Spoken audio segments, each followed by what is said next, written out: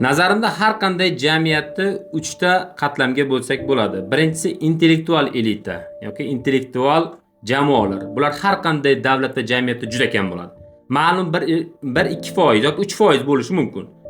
Yevropada ham, o'sha Amerikada ham. Ikkinchisi o'rta statistik poda, olomon. Men o'zim shunday nomladim va uchinchisi befarq insonlar.